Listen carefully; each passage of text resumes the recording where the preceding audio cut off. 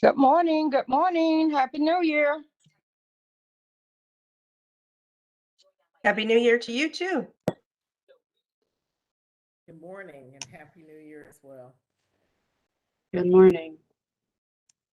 Good morning.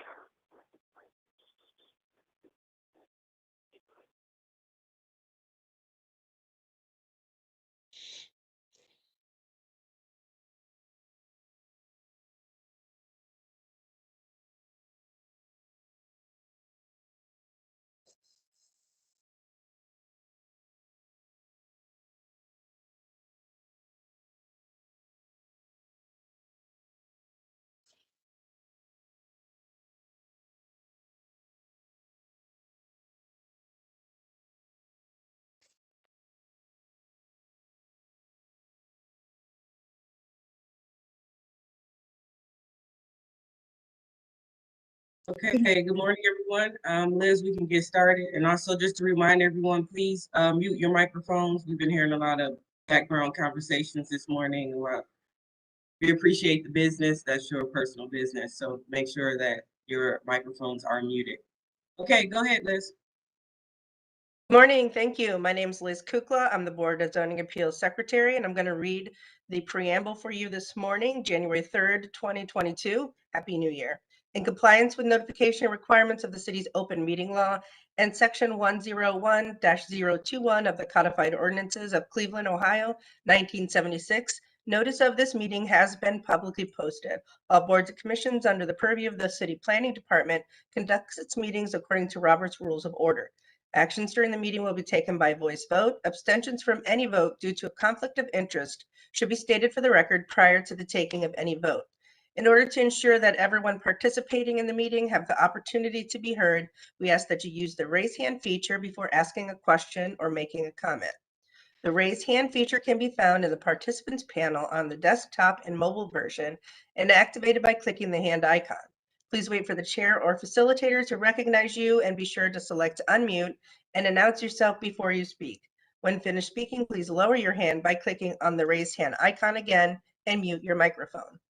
We will also be utilizing the chat feature to communicate with participants. The chat feature can be activated by clicking the chat button located on the bottom of the WebEx screen. Call-in users can unmute by using *6. Next slide, Drew. All meeting activity is being recorded via the WebEx platform. These proceedings are also being live streamed via YouTube for public view. We have provided a link to the meeting for those who wish to speak on a particular case via our website and email. All requests to speak on a particular matter have been considered. We have also received emails from those who have provided written comments on a particular matter. Back to you, Madam Chair.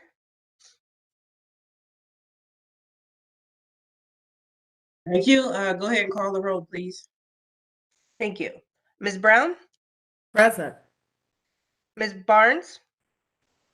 Present. Ms. Faith? Present. Ms. Britt? Here. Madam Chair, we have a quorum. Great. Moving on. Any postponements today? We have one withdrawal that you see on the screen. Calendar number 21-189 regarding 12945 Lorraine Avenue. Joe Carino, owner, proposed to change the use from auto repair garage to drive-through retail store in a G2 local retail business district. That is in Ward 16.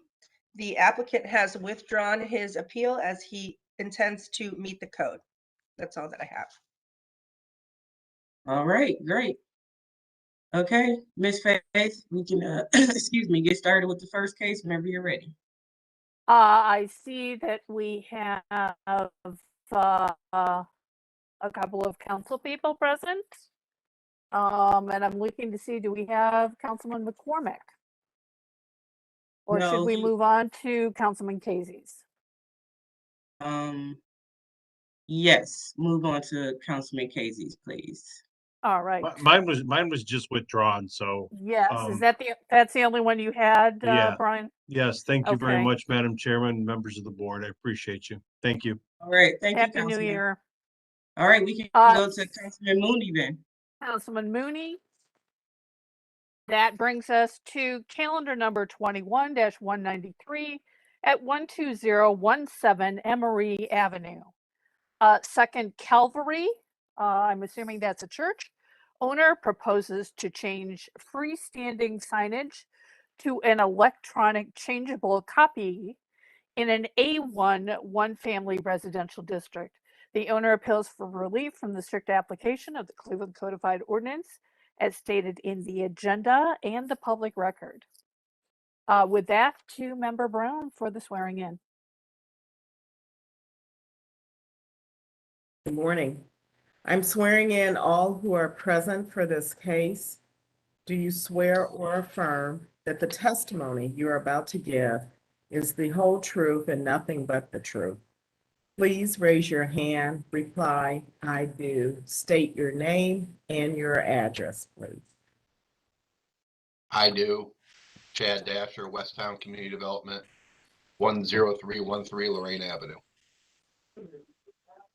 I do. Brian Mooney, Councilman, Ward 11.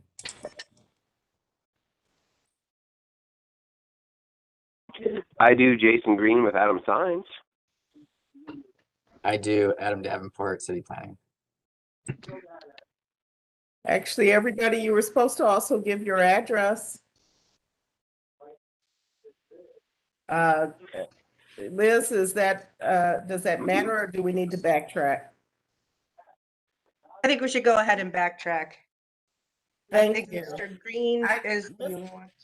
Mr. Dasher did provide one, I believe. Is that correct? Jason Green, 1100 Industrial Avenue, Massillon, Ohio.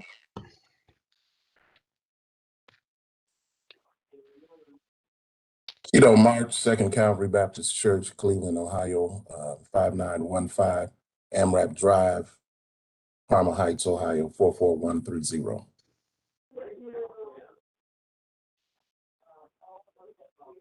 What was your name, sir, that just said that?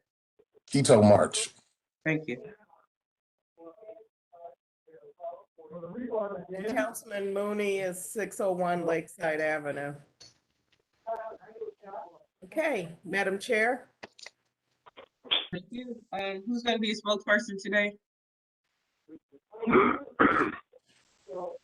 Madam Chair, would you like the Yes. history?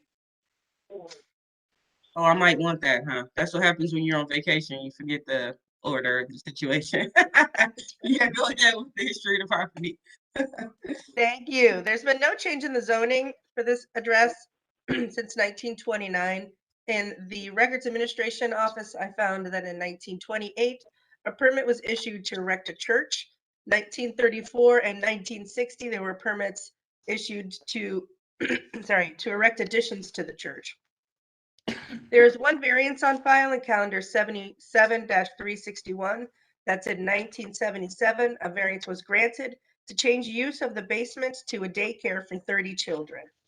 And then in the more recent history, in our Acela system, found that in 1994, a permit was issued to install 84 linear feet of 6-foot-high fence with a gate. And that's all that I have, Madam Chair. Thank you. Legal standard, please. Thank you, Madam Chair, members of the board.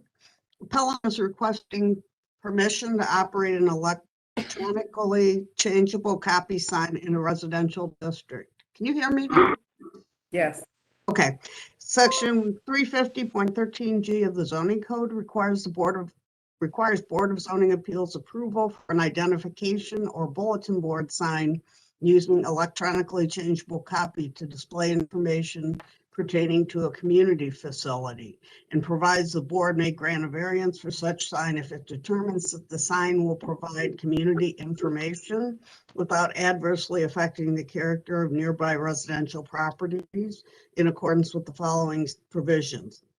Information on the sign must be limited to that which pertains to the community facility at which a sign is located. Each display of information must remain static for a minimum of 20 seconds. thereby prohibiting flashing, scrolling, animated, or other copy that gives the appearance of motion. The sign must be a wall sign or freestanding sign with the electronic display area not exceeding 30 square feet in area. The placement and design of the sign must be approved by Planning Commission or Landmarks Commission as applicable, using design guidelines established by the zoning code and with the intent of ensuring compatibility with the character of nearby residential properties. A sign which varies from these provisions may be approved if it receives Planning Commission and Landmarks Commission approval and will meet a community need without adversely impacting the character of nearby residential properties. I see everybody was out in a car.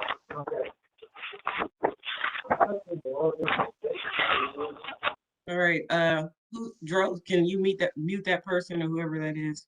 Keep getting background interference. Thank you.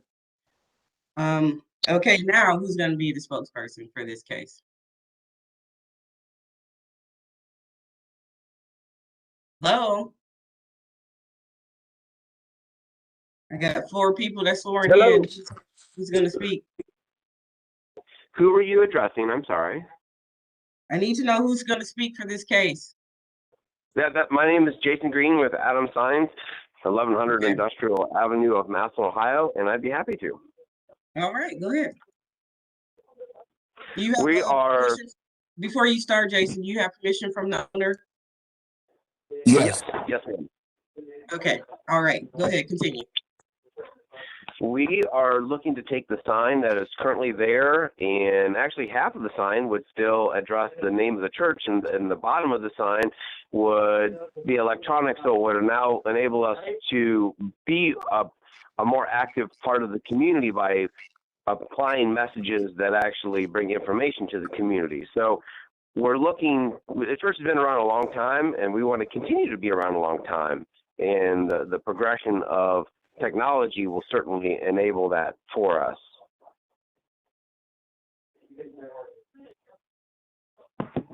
So we request for us to be able to have an electronic portion below so that we can continue putting information out more efficiently into the community.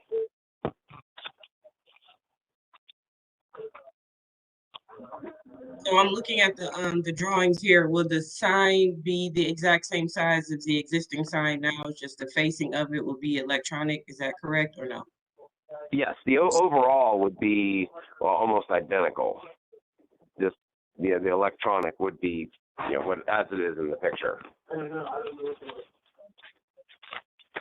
I don't have a great connection, so I apologize. I'm missing a little bit and piece of a word here and there. Okay, so can you just describe can you see the sign that we have up on the screen now that you submitted? If you could just one more time, I really appreciate it. I said just describe the sign so we can hear, what's going to happen with it. So just describe, the size of it, what's going to run on it, that kind of thing. Well, the sign actually would be even smaller.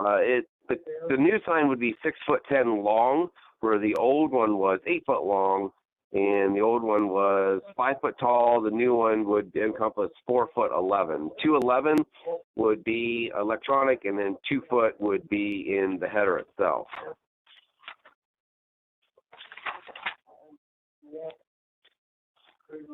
And what will be shown on the screen while it's illuminated? Yeah, on the bottom portion would be messages such as activities going on in church. It could be food drives. It could be clothing drives. It could be something going on in the community itself, such as festivals, things of that nature. It would be holidays. It may be anniversaries, things of that nature. Great. Okay, thank you. I'll go to Chad at West Town, please. Good morning. Sorry. Oh, okay. Yeah, go ahead. Yeah, Chad Dasher, West Town Community Development. We'd like to express support for this project. You can really look at where this is located, although it is single family parcels. It is really sandwiched in by a lot of local retail and general retail uses. It's not really on the part of the street that directly affects the houses. And just on top of that, the size of the sign isn't changing. It actually is changing. It's actually getting a little bit smaller. And with the amount of information that churches and other organizations have to put out these days, it's just not realistic to go out there and change the marquee letters anymore. It's really important for these institutions to get their information out to the community as fast as they can, and this is the fastest way of doing it. A lot of churches in the city, outside the city, are going to this method. I don't see why Second Calvary should not be able to. And like I said, here at Westtown, we support this variance. Thank you, Trent. I'll go on to Adam Davenport, please. Thank you. We're also in support of this. I think the confusion here is that the address is on a residential street, but the property is also located on a commercial corridor. And we've been supportive of electronic signs for churches in the past. Thank you. Thank you. Councilman Mooney? Thank you. I think that I did have spoken to Pastor Marsh. I've spoken to Garland from the church and Jason from the sign company and Adam Davenport and Chad Dasher. I mean, I think that they had thought this was because their address is on Emory, but the sign's going to be on Bel Air. But really, it's an A1 single family. The church was built on single family. That's the reason why we have to go through zoning. I think this church is integral to the neighborhood. Like I said, the sign's going to get smaller. It seems reasonable. It's going to be on Bel Air, and I'm fully in support of this. Thank you. Thank you. Pastor Marsh, did you want to add anything or? Good morning. Thank you for your time. Our church has a rich history in the community, almost 100 years. It'll be 100 years next year in 2023. I think these gentlemen have pretty much summed up everything. We are a pillar in the community, and not just for those within the church, but we actually serve the community. From coat drives for children, we've adopted schools in the neighborhood, food for children twice a month, feeding families monthly. So my appeal is that we would be permitted to place the sign up. It is smaller, and it would also help us get information out much faster than what we are. All right, thank you. Okay, I'll open it up to the board for any questions, comments, or motion. Madam Chair, if none of my colleagues have any questions, I'll move forward with the motion. All right. Given the support of Councilman Mooney, the Westtown CDC and city planning, of note, the sign does face a commercial corridor, and also of note that is actually reducing in overall size. My personal observation recently actually has been that that many churches here on the west side, in Lakewood, Rocky River, and the west side of Cleveland, are making the change to these electronic signs for the reasons that have been stated, that it does lend advantage to getting message out to the community members. So with all that taken into account, and we have thorough support of this, I move that we go ahead and support these variances. Thank you. Can I have a second? Member Brown, I second. Ms. Brown, second. Go ahead, call the roll, please, Ms. Cooper. Thank you. Ms. Barnes? Ms. Barnes, yes. Ms. Brown? Yes. Ms. Faith? Yes. Ms. Britt? Yes. Calendar 21-193 is granted. It'll be ratified next week, and we will send the appellant a letter. All right, thank you. Good luck. All right, Madam Chair, moving forward. We have a BZA bundle with calendar number 21-184 and calendar number 21-185. This involves 2312 West 5th Street, both the front and the rear buildings. Andrew Gottlieb, owner, proposes to erect a 4-story single-family residence with attached garage in a B1 two-family residential district. The owner appeals for relief from the strict application of the Cleveland Codified Ordinance as stated in the agenda and the public record. For 184, we have 4 variances. For 185, we have 5, and all of similar reasons. So with that, I'll hand it to Member Brown for the oath. I am swearing in all who are present for this case. Do you swear or affirm that the testimony you're about to give is the whole truth and nothing but the truth? Please raise your hand, reply, "I do," then state your name and your address, please. I do. Andrew Gottlieb, 3187 Old Brainerd Road, Pepper Pike, Ohio, 44124. I do, Neola, Donna. Cornerstone Architecture, 1151 Shearbrook Drive, South Russell, Ohio. I do, Donna Gregory, 08 Lorraine Avenue. I do. Adam Rosen, attorney for Key State Development, Trasker Rosen Faller, LLC, 5900 Detroit Avenue, Cleveland, Ohio. I do. Tony Coyne and Catherine Weber. We represent Daniel Raymer. He's a next door neighbor. Our offices are at 1001 Lakeside Avenue, Cleveland, Ohio, 44113. And I do. Daniel Raymer. I live at 2318 West 5th. I'm adjacent to the property in question. Good morning. My name is Donna Joy. My address is 2337 West 6th. So I am the length of the other side of the proposed property.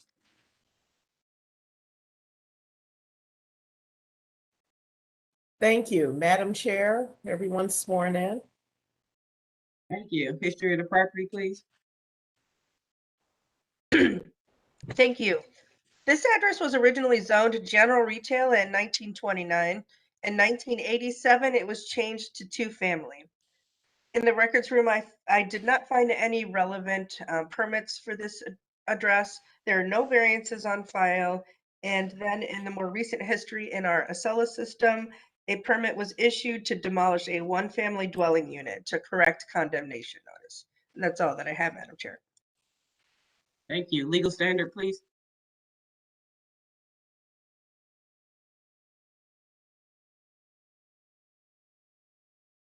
You might be muted, Lori. Sorry, I hit it, but not hard enough. The appellant is requesting area variances from the minimum lot area, minimum lot width, maximum gross floor area, front yard, rear yard, and side yard requirements of the zoning code. To obtain the area variances, appellant must prove that denying the request will create a practical difficulty not generally shared by other land or buildings in the same district, will deprive the appellant of substantial property rights, and the granting the variances will not be contrary to the purpose and intent of the zoning code. Please note that section 32904C may limit the board's ability to grant the requested front yard setback variance, which I understand is in case number 21-185. The other case, 21-184, based on information at a staff meeting, number 2 in that case, which is front yard setback, has been withdrawn or is no longer needed. For some reason, the appellant can explain that. Okay, thank you. Before we get started, Liz, am I going to ask Shannon about this front yard setback before we get moving? Yes, I think you can. Shannon, are you available to speak now?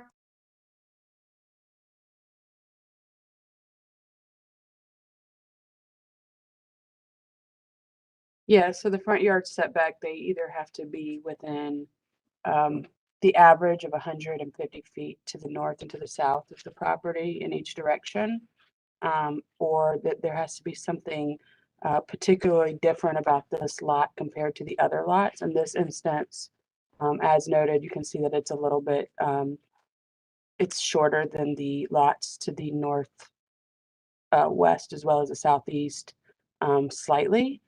So that's one of the considerations that can be taken into consideration when you consider whether this front yard setback should be granted in this case. Okay, so from what I'm hearing, and if we take it into consideration that we can rule on it, because I like to front yard setbacks, I like to get that out the way first before we get started.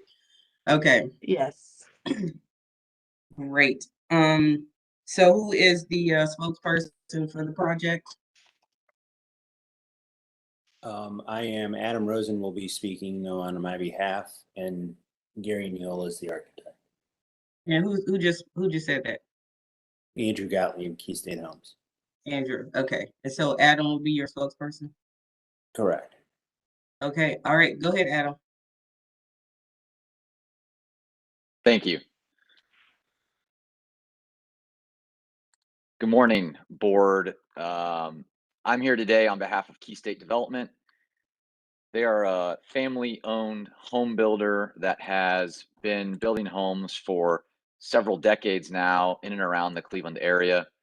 This particular lot has been under Key State's control since about 2015. It is a City of Cleveland land bank lot. And there's been a long history that was shared with the board in a letter sent last week. And I don't think it's a good use of our time to necessarily recap all of those facts and winding through the various approvals and things that have happened so far. However, I do want to fast forward to early 2020 when Key State began to secure approvals for this home. They appeared before the Tremont Central Block Club and did numerous revisions to the design of the units to accommodate the requested variances. And they also appeared before the Tremont CDC's Economic Development Committee to do the same.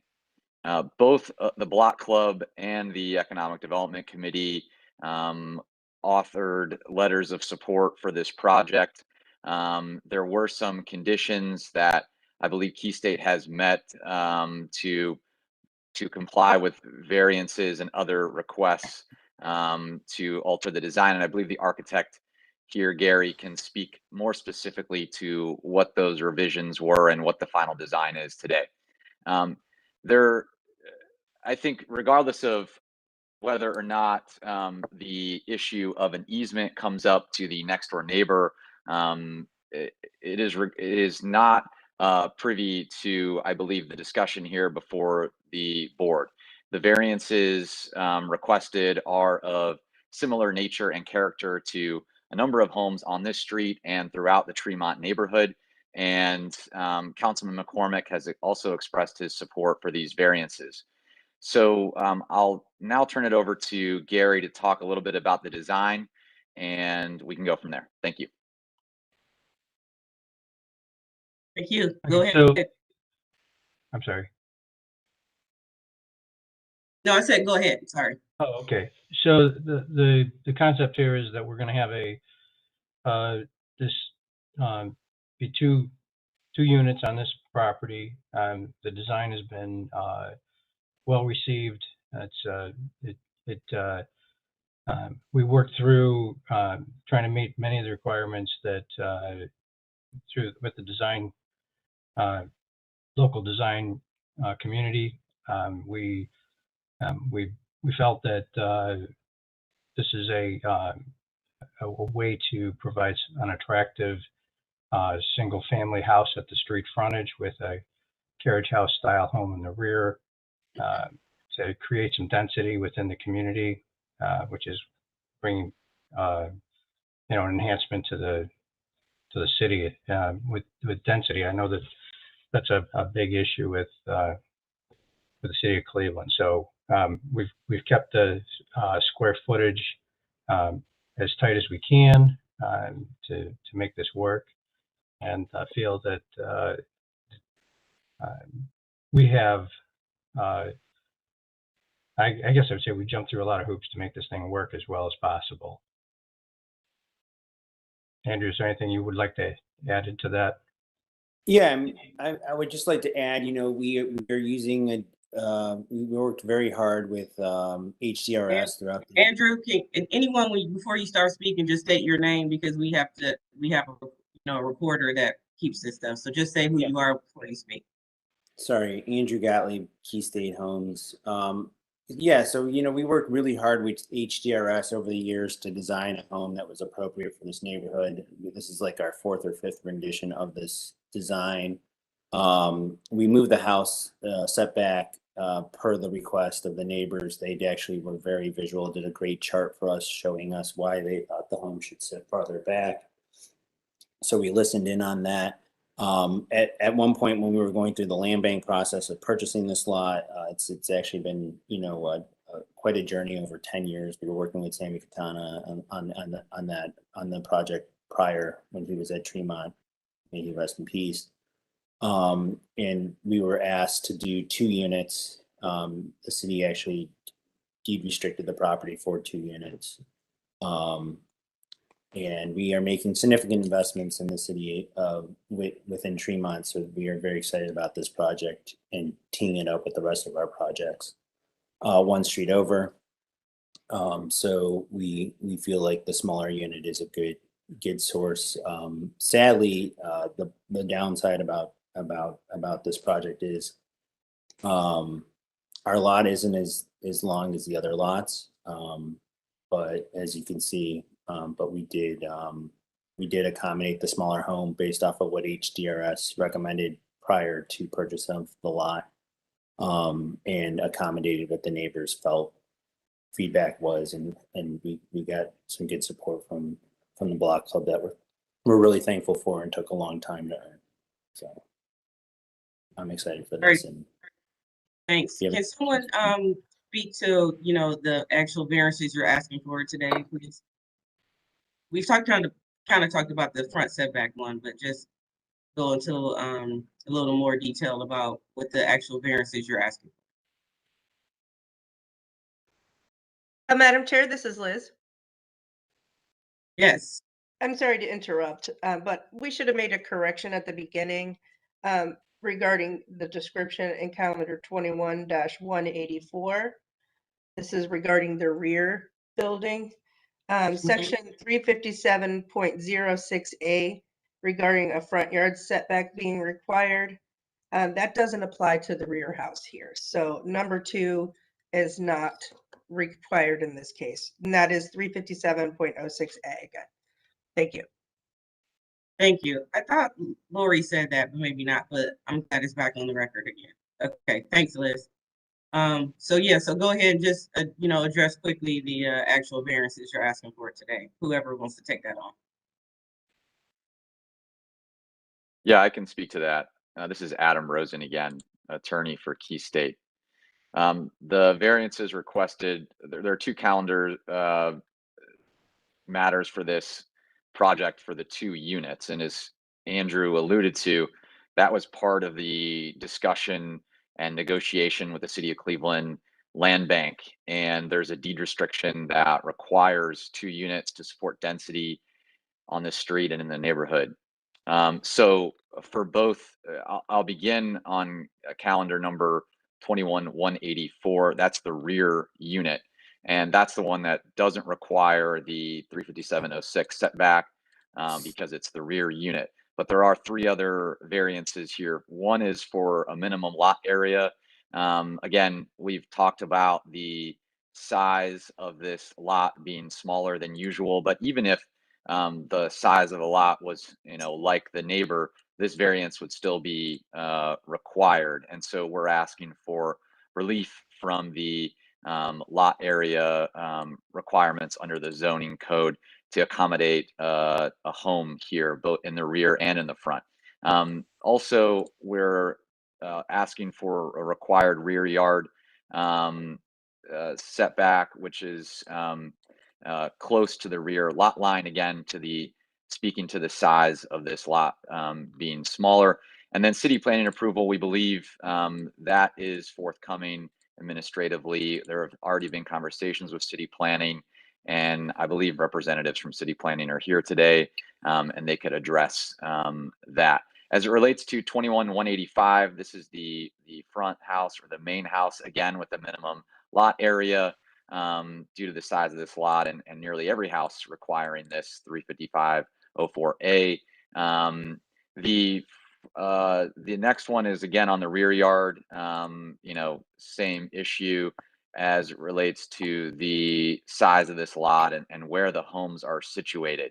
So, these are pretty standard as far as kind of how the neighborhood is and the nature of this street and the way the houses are situated. These are small lots, and the house is appropriately sized based on community feedback and what is the character of the neighborhood. Okay, thank you. I'll move on to Donna Gregonis from the CDC.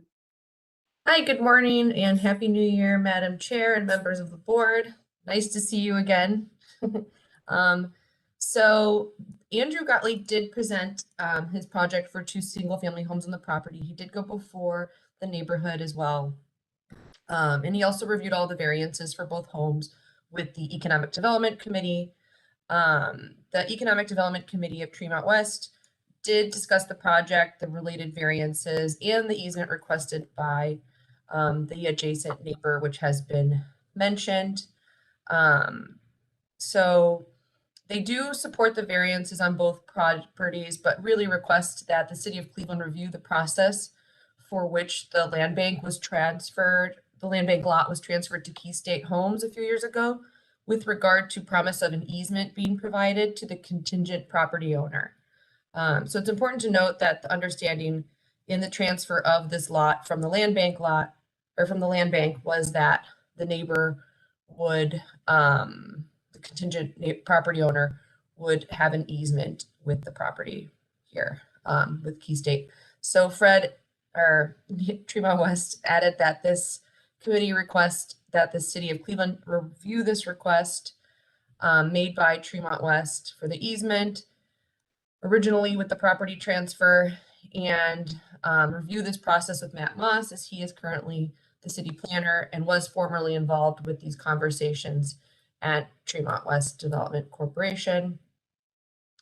So it was unanimously approved with that request to be reviewed. Thank you. Thank you, Donna. And who's is anyone representing city planning today for this case? Shannon Leonard, City Planning. Go ahead, Shannon. So this was, I'm just replacing Maurice for the day. So this project did go through HDRS, and it is my understanding that they were approved through the Housing Design Review Subcommittee. And so city planning supports these variances. They're typical variances regarding minimum lot size, rear yards, and then the front yard setback here. We do believe that they, for the front house, they do have a lot difference to the nearby lots in terms of they're more shallow. And so we believe that that is grounds for them to be able to obtain that setback issue. And so with that, we really have no objections to these variance requests. Thank you, Shannon. And as of right now, the project is all encompassed in Key State's property, correct? There's nothing going outside of the property lines, correct? Not that I'm aware of. Okay. All right. Just wanted to have that on record. Okay. The immediate neighbor, I can't remember what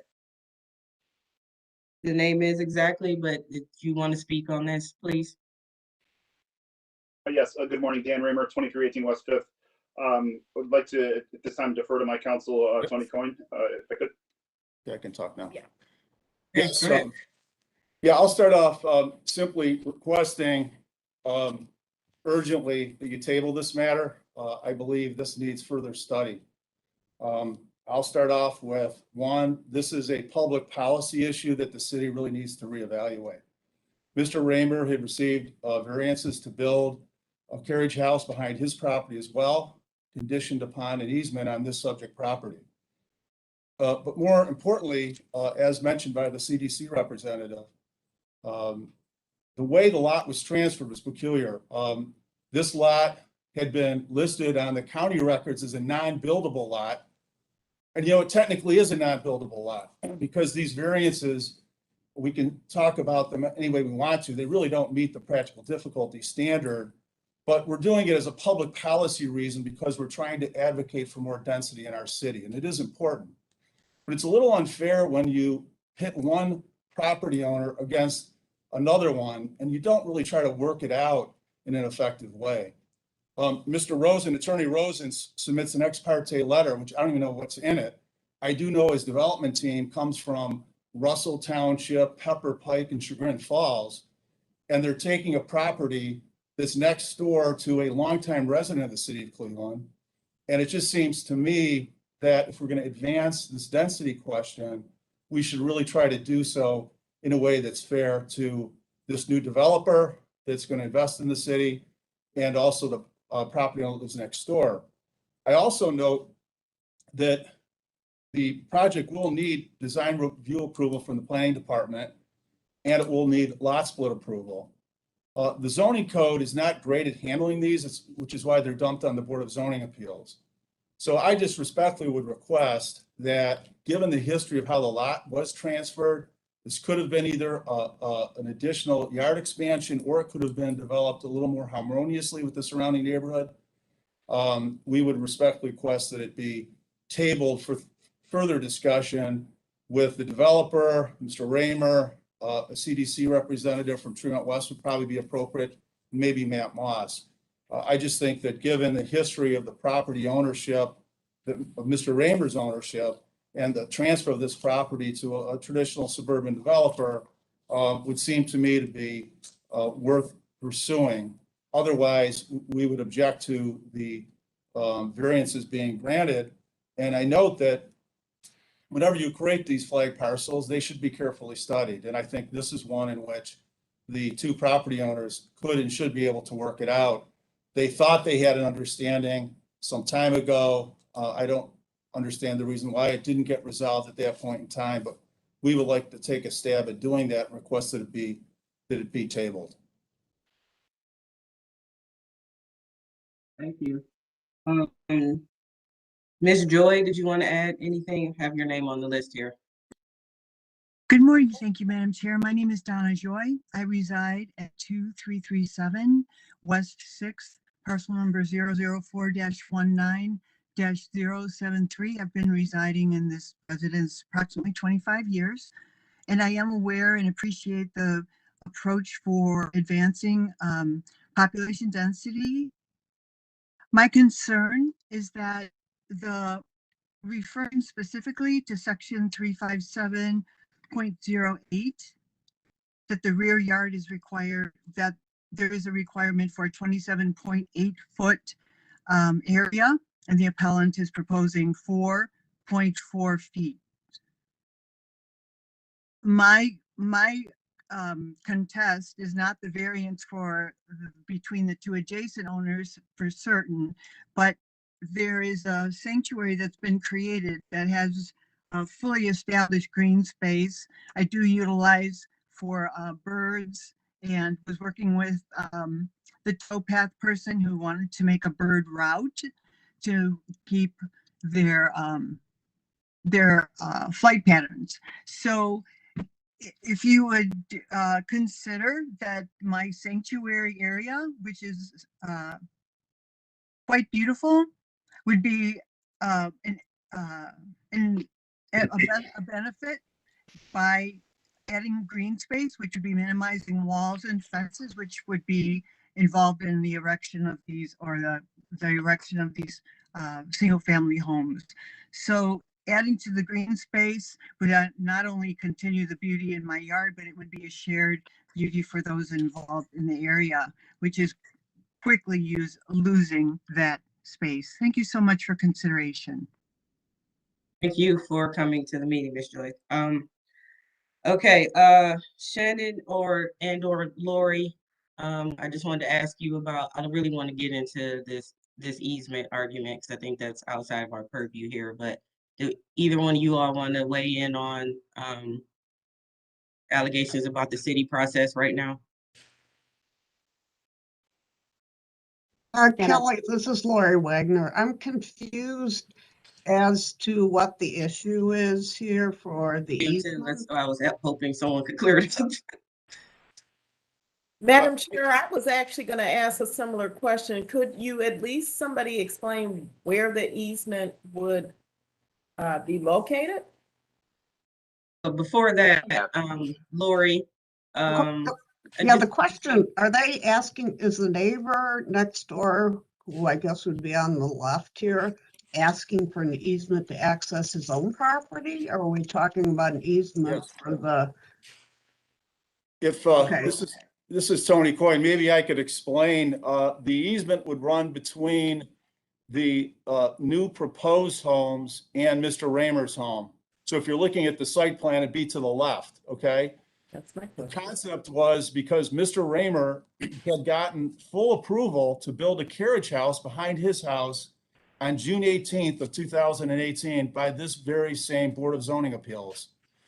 And that was done with the understanding that an easement would be provided to Mr. Raymer. That has not been worked out, unfortunately.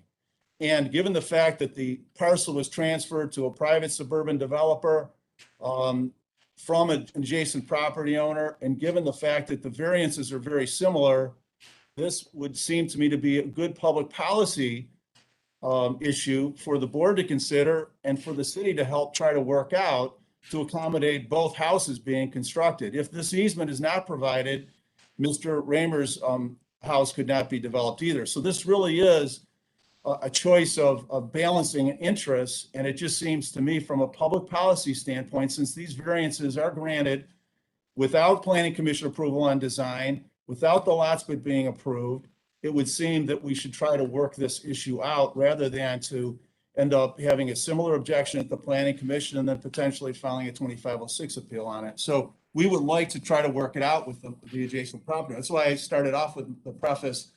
We're simply requesting tabling so that this could be done equitably between the property owners. I have a few questions here. Yes. Does your client have access to his property now? He does. He has frontage on West Fifth Street. Okay, he has an underground garage.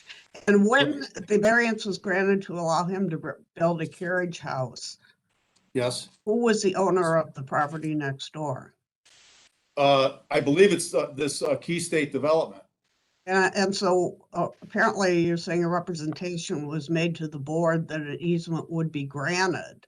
Who made that representation? No, the project was approved. All of the variances were granted. I think about 9 of them, subject, however, to the easement being finalized, which is not necessarily uncommon, but that did not get done. And then this project came forward the way it is. Well, the question I have, I mean, it would not be common for the board to be granting variances for a carriage house if there wasn't some indication from the next door neighbor that they were willing to provide an easement. Right. And I guess it seems like it's not appropriate to just say, let's table this for an indefinite period of time. What exactly happened to change that? I think Had the owner of the property agreed to provide an easement? Yeah, I'm happy to speak to that. Yes. This is Adam Rosen on behalf of Key State Development.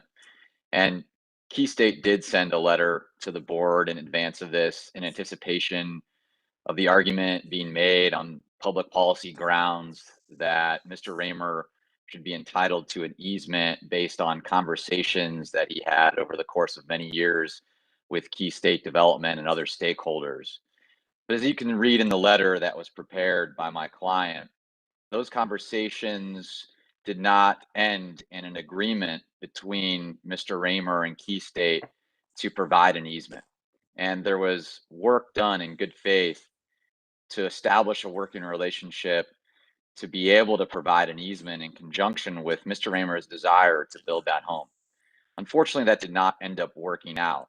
And as several have stated, including members of the board here today, those conversations, as they took place over the course of many years, there is not an obligation as a review of these variances before you today to consider, those good faith discussions and negotiations. And so if Mr. Coyne wants to make a public policy argument, you are free to consider that. However, those are not relevant in our opinion as it relates to the variances before you today. Now, the context is important because it shows that Mr. Raymer wanted to develop the land, and I'm sure he would like to have ownership of the land that we're discussing today. However, that's not the case, and he was unable to reach an agreement with Key State despite good faith negotiations over the course of many years.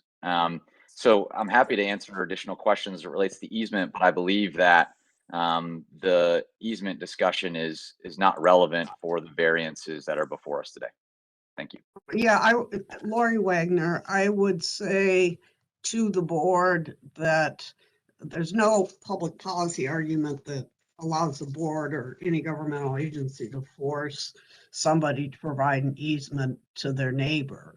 And so to the extent you're asking for that, that's not really a legitimate consideration. Of course, as a practical matter, I'm sure the developer and the neighbor's attorneys both know that the neighbor could take you to court and delay it, but it isn't really, the board can't force anybody to give their neighbor If I could easement respond on their for this- property. And if I could respond for Mr. Raymond, we're not saying the board should force that. We're asking for a tabling to try to work it out. These aren't real practical difficulties. We all know that. These are public policy considerations that the city has been dumping on the Board of Zoning Appeals for a period of time. There's no property right issue here being denied. The concern is how the lot was transferred to a suburban developer, not to the adjacent property owner. That's concern number one. Concern number two is there was direction where an easement was going to get worked out, or Mr. Raymer wouldn't have spent thousands of dollars on another architectural plan that a prior constitution of this board approved in 2018. And number three, I really do object to an attorney submitting with this client an ex parte communication to the Board of Zoning Appeals when he knows there's an objection to this project. So we weren't served with a letter. And he starts off the meeting by stating that you don't have to incorporate it into the record. Well, that to me is not fair because we don't know what his argument is. What I do know is Mr. Raymer has been more than willing to work with Key State. We'd like that opportunity to do so. As far as the tabling, I would request 30 days. Just say on behalf of the board, as counsel for the board, I have not seen that letter either. But there are property rights here, and the property rights are the fact that ultimately this board or the city of Cleveland cannot force the neighbor to grant an easement. The board may certainly take into consideration the history of this discussions and what permission it granted to the neighbor, and decide whether or not a short tabling of the case is in order for discussions to take place. Maybe perhaps the appellant's attorney could address what their position is on that. Well, we would like to consider further discussion. Key State went silent on Mr. Raymer, which is why we're here. So 30 days would not seem to be an unreasonable request, and give it one more try. I know Mr. Rosen, I'm sure we could sit down and discuss the possibility of doing it. Again, I do come back to the concern I have until we change our zoning code. You're putting a lot of variances on the BZA that really don't meet the practical difficulty standard. They just don't. You could put a nice single family house in the front of this property without the back house, no lot split. You could very easily do that. And by the way, with our very generous tax abatement policy, they would do very well with that. So let's be candid. This is really a public policy discussion. I think density is very important. I'm very supportive of the planning staff's efforts to increase density in our great city. But I really think when it comes to these land bank lots and how they get transferred and when these things happen, it seems to me this conversation is worth having. A 30-day continuance is not going to be unduly burdensome on the applicant, respectfully. Do you mind if I respond, Chairwoman? This is Please Adam go ahead. Rosen for Key State. Thank Yes. you.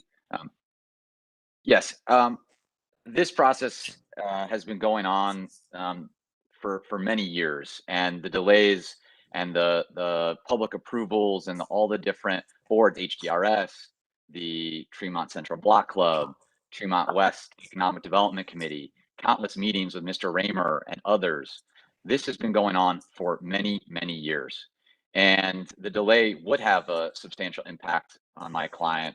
And we've had these conversations with Mr. Raymer. They haven't gone anywhere. He has been unreasonable in his demands for an easement for many, many years. And we take objection to any delay requested by the neighbor.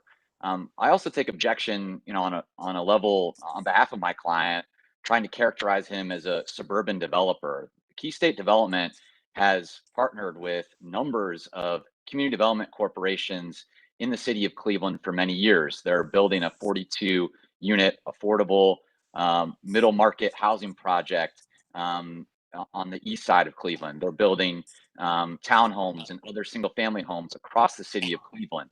This developer is committed to the city of Cleveland and a high-quality product. And during the conversations with the City of Cleveland Land Bank over many years, again, they agreed to provide density at the request of the City of Cleveland to do 2 units here. And so, all of this has come at a good faith and partnership with neighborhood stakeholders and the community. And what we have here, if you allow me to characterize this, is a neighbor who believes he has rights to my client's property, which is not an appropriate conversation, nor is it an appropriate standard for the board to delay or deny any variances that are requested today. Thank you. Thank you. Lori? Madam Chair? Yes, Liz. Sorry to interrupt. Regarding that BZA case that's been referred to, that's calendar number 18-107. On June 18th, 2018, the Board of Zoning Appeals voted to grant the request in the matter referenced, pending a copy of the required access easement agreement and lot split. We never received those documents, so that case was dismissed on November 25th, 2019. So the variance was never officially resolved or given a resolution. That's correct. Thank you, Liz. Okay, Lori. So Lori, my question is, I'm a little uncomfortable with a neighbor asking me to postpone a case for someone else's property. So what's your legal standard on that for the board, actually? That's within the discretion of the board, and that would be reviewed as to whether that was a reasonable decision. Perhaps the board would take into account how long the discussions have been going on and whether a brief interlude might be productive as far as resolving that issue. Back, to the issue of otherwise, the board should make a decision just based on the normal standards and practical difficulties. And of course, the history of the board, which is to permit density to support the policy of the city of Cleveland, which in fact they did for the neighbor's property in authorizing a second unit. But it's really up to your discretion as to whether you want to do this, have further delay or not. Okay. All right. I think we've heard all the arguments. I'll let my board weigh in now. Madam Chair? Excuse me, if I could, this is Dan Raymer. I just wanted to add one last thing before you guys make your decision here. Earlier, it was made the representation that this has been under Key State's control since 2015. I would like to point out the deed did not formally transfer until July 2nd of 2018. So while this was not actually Key State's property at the time, and there were ongoing discussions with Tremont West, with my architect, with the city of Cleveland, And we relied upon those assurances in order to receive this easement. I would not have moved forward with plans for a rear home carriage house on my property if it weren't for the fact that I was relying upon this easement agreement. It was facilitated by Matt Moss with Cleveland, and I would not have gone forward if it was something that was privately owned at that time. There were discussions about having this easement put into the actual deed transfer, but the direction I received at the time was to effectively attempt to work together in to reach an agreement in good faith, and that has not been able to come about. Okay, Thank you. thank you. Board Madam Chair? members, Yes, Madam Chair, excuse me, with all due respect, Donna Joy. I'm just readdressing 357.08, which I would lose 21, well, there would be a 21.4 feet easement for being requested towards my property. So I still would like to be considered. My question is, I'm new to the process. So I did see section F also, that if I did not receive any notification from Keystone regarding this, which is fine. I just didn't know that there might be an opportunity for us to negotiate that easement. So thank you. thank you. Okay, I'm gonna open up to the board. If they have any other questions or discussion. Madam Chair, I have two questions. Okay. One is I am asking, would these homes be sold individually or would both be sold to one entity? I hear about a lot split, but it's not done yet. So as I'm mixing these two together, if they're going to be sold separately, would the lot split need to be done before we issue the variances? Madam Chair, this is Shannon Leonard. So the lot splits process currently is the survey department is behind schedule due to COVID. And so everything can be worked out simultaneously. The building permit, building and housing won't issue a permit until the lot split is completed. So if the variances were granted, they just would not issue the building permits until the lot split was granted. That is how the process has been going as of the last couple of weeks. So how would the lot split affect then the variance number 2 that we eliminated? Is that the one that goes away if there's a lot split? Or was that factored in when you all told us we didn't need it? Sorry, it's getting a little confusing for me. So number 2 on calendar number 21-184 is not needed because it is a rear home. And so rear homes, generally like a carriage house, like the neighbor is discussing, generally does not need a front yard setback. With or without the lot split, is it considered something different when the lot is split? Mr. Riccardi could chime in here, but I do not believe that it's different with or without the lot split. This is a 2-family district, so you could have 2 single families on one lot, or you could create a lot split. Obviously, the lot split has to be approved by city planning if it is a substandard lot.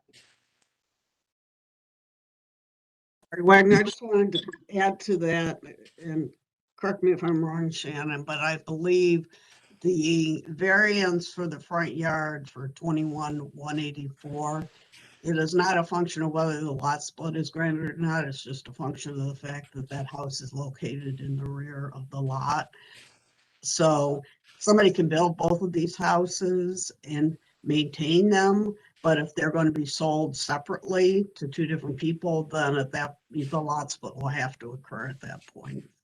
But the variance itself is not dependent on the lot split. Thank you, Lori. I appreciate your response.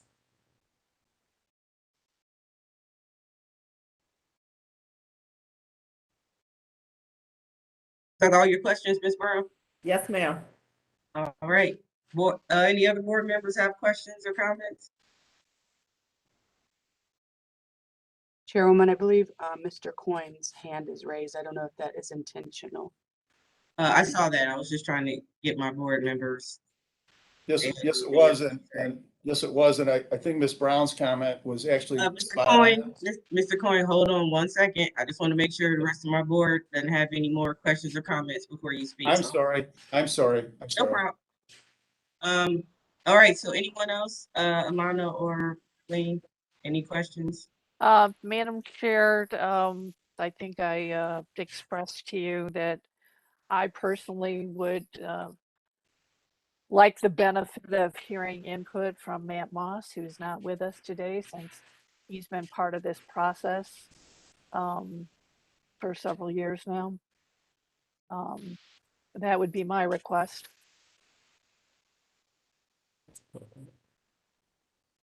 Okay, all right, Mr. Coyne, go ahead. I was just gonna mention that Member Brown's comment was spot on. If you did the lot split first, you would need to get this additional variance granted. And much of the discussion on the practical difficulty really is more about design. So planning should look at the design, and the lot split should be addressed, so all the variances are appropriate. Why we do it backwards, I don't know. I don't want to be critical of that part of the process, but I do think that's a factor that should be given consideration. And I would like the opportunity to have Mr. Moss get involved as well and give us a 30-day tabling of this matter again. But thank you for your consideration. Thank you. Madam Chair? Yes. So regarding the question about the lot split, it's my understanding that the lot split was considered when these descriptions were written up, when the notice of nonconformances were created.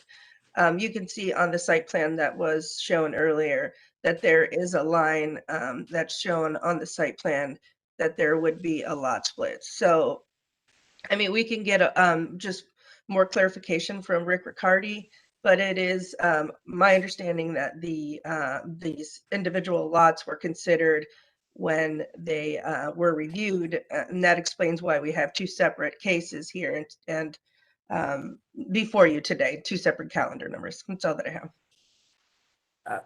Madam Chair, Yes. so is this matter being reviewed by city planning administratively only, or is it going to the commission? Madam Chair, I can answer that. Oh, okay. Well, historically, they've gone to the commission. I guess I should clarify that or ask Shannon to clarify that. Historically, though, they go to the commission, but they are two separate processes. So the approvals are not contingent upon one another unless that's what the commission, if the commission can request that the variances be granted before the lot split's approved. But historically, they've gone to the full commission. It's not an administrative appeal. And this has not gone to the commission, is that correct? Shannon Leonard, I'm gonna let Adam speak on this. He's with the Housing Design Review Subcommittee. He is our neighborhood planner for the Far West Side. Yes, Ms. Brown. So housing cases under 5 units are reviewed with an internal committee composed of neighborhood planners, staff here in city planning, and then the Department of Community Development. And then the lot split considerations for these projects are heard by the full city planning commission. So that's the differentiation that Ms. Kupo was talking about. So the design is in-house, but the lot split is with the full commission. So, Madam Chair, I think I would be supportive of Member Faith's request about hearing from Matt Moss, and if not him, having Planning Commission approval before we act. Okay. Someone should submit a motion then. Madam Chair, to Ms. Brown, thank you for your support on my previous comment. And Madam Chair, I would like to move that we the request has been made that we table this for 30 days. I think that would be adequate time for us to get input from other parties that would help us lead our decision in this, since it's become rather a contentious and escalating matter. I'd like to be careful about how we decide on this. All right, can I have a second? Second, Ms. Barnes. Ms. Barnes with the second. Go ahead, call the roll, Ms. Kukla. Ms. Brown?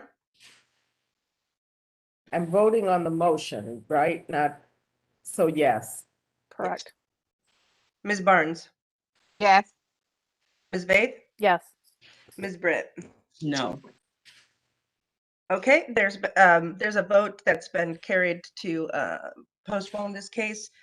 Madam Chair, to the question about the time frame, 30 days, of course, would put us at the first week of February, and it would be the middle of the first week of February.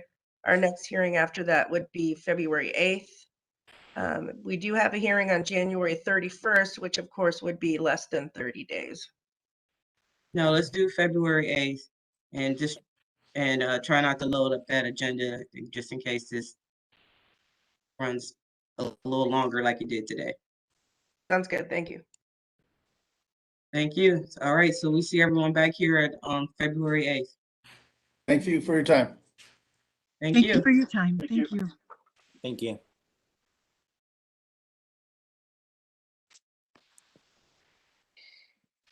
So, Madam Chair, last case Yes. for today. Calendar number 21-191 at 2268 West 28th Street.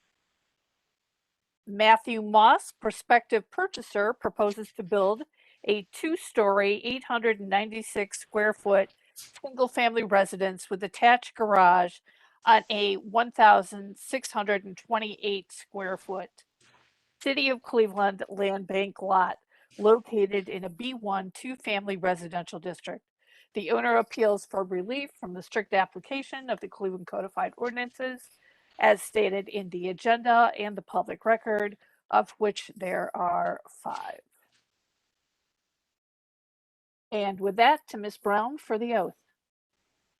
I am swearing in all who are present for this case. Do you swear or affirm that the testimony you're about to give is the whole truth and nothing but the truth? Please raise your hand, reply, I do, then state your name and your address, please. I do. Wesley Harper, Horton Harper Architects, 812 Huron Road East, Cleveland, 44115.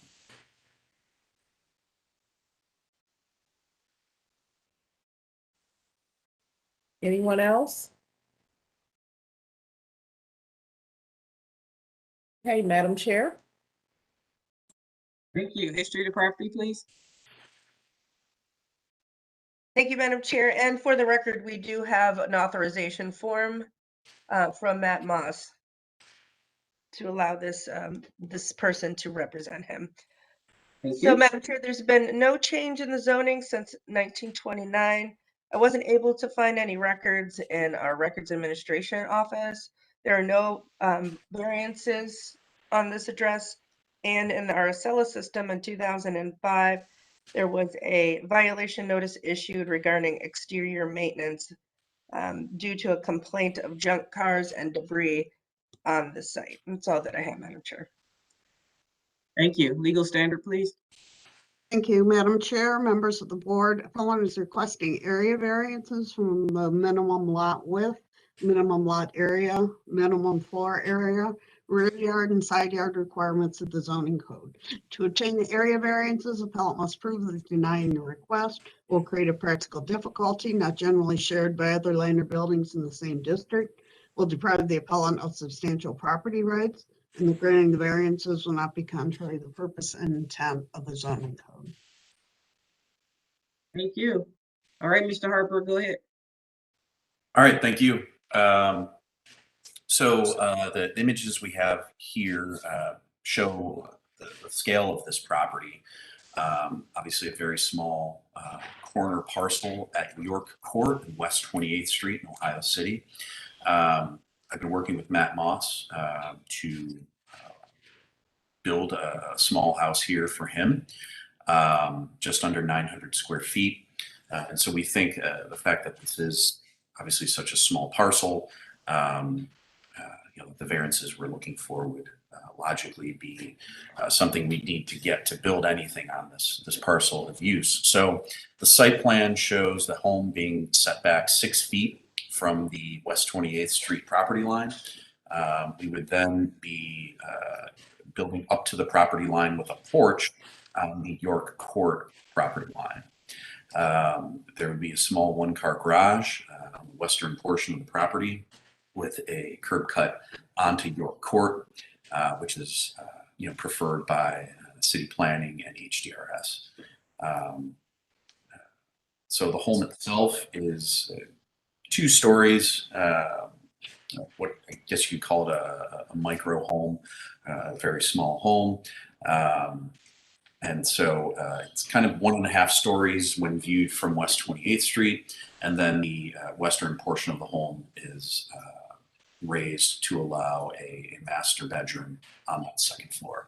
So here you can see the eastern facade, which would face West 28th Street. We've worked very closely with the City Land Bank as well as HDRS on getting a scheme that basically meets the requirements of land bank transfer. So we've added planters at windows and along the porch. This is a small budget project, but one we think is could set a good example for small homes in the neighborhood. Here's an image from West 28th Street. Again, a small 1.5 story tall structure. You can see the porch that goes along York Court to the right here, and it would be clad in wood. So the variances that we're looking for related to setbacks, we feel are created by the diminutive scale of the property itself. So we ask for that consideration in your review. With that, I'd turn it over for your commentary and I can answer any questions you may have. Thanks. Thank you. Shannon, are you representing city planning today for this case? Yes, Shannon Leonard, City Planning. So for the record, Mr. Matthew Moss is our colleague here in City Planning. This project, I knew you did. Maurice wanted me to say that, so I just wanted to put that out there. So, but yes, so City Planning, HDRS did review this, and this project was approved with Mr. Harper and Mr. Moss. And so City Planning does not object to these set variances. Again, it's because the small size, generally we're looking for greater variances, but these are mostly smaller variances. And so in that case, City Planning does not have an issue. Thank you. I open it up to the board for any questions or a motion. Actually, can I see the side that faces York, and what is across the street on York? Is that a garage? It is, yes. It's a vacant structure that's basically collapsing onto it. So yeah, it's a nuisance in many ways, I would say, but it's not inhabited by any owners or renters. So does the house go to the property line on York, or does it stop where that other house does and it's the porch that goes to the property line? Just Correct. explain that. The interior space roughly matches the setback of that home to the west, and it is the porch that creates the 0 lot line, correct? Okay, thank you. No other questions, Madam Chair. Great. Thank you. I'll entertain a motion.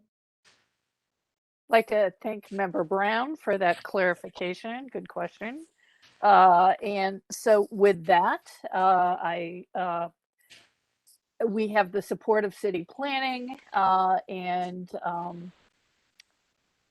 we know that this neighborhood is very tight and this is a very small lot. So with that, I move that we go ahead and approve these variances. Thank you. Member- Second. Member Brown, I second. Member Brown, second. Call the roll, please, Ms. Cooper. Thank you. Ms. Barnes, Ms. Barnes, yes. Ms. Brown, Yes. Ms. Faith, Yes. Ms. Britt. Yes. Calendar 21-191 is granted. It'll be ratified next Monday, and we will send the appellant a letter. Great, thank you. Yes, and Mr. Harper, tell Matt that we'll be over for the housewarming as soon as it opens up. I'm just kidding. Yeah. I will pass that along. Thank you. See ya. That is if we all fit. Right. Yeah. It'll be a multi-tiered party. Yeah. Once an hour. People Yeah. All right. We got any old business, Liz, or no? Yes, that was sent over to Shannon on Friday. We have affirmations. Yeah, you have, I did send a copy to you as well. I know that doesn't, Yeah, I haven't checked my email in a while, so. We have a number 1 through 7, Madam Chair, to Okay. approve. All right. I apologize. Since we don't have it, yeah, we don't have it on the screen, Let but me pull it, see if I can pull it up. Would you like me to read the cases or the addresses or anything? and I think Shannon's gonna get it up now. Okay, great. Can you guys see it? There we Yeah. go. Sorry about that. Great. Okay. All right. So 1 through 7 without objection, board. Without objection. Without objection. Without objection. All right. I think that's it. All righty. Good to go. that's a wrap for our first Everyone hearing have a in great day. 2022. Yes. Happy New Year. Happy New Year to everyone and have a good week. Happy New Thank Year, you, you too. everyone. Thank you. You too. Bye-bye. Bye.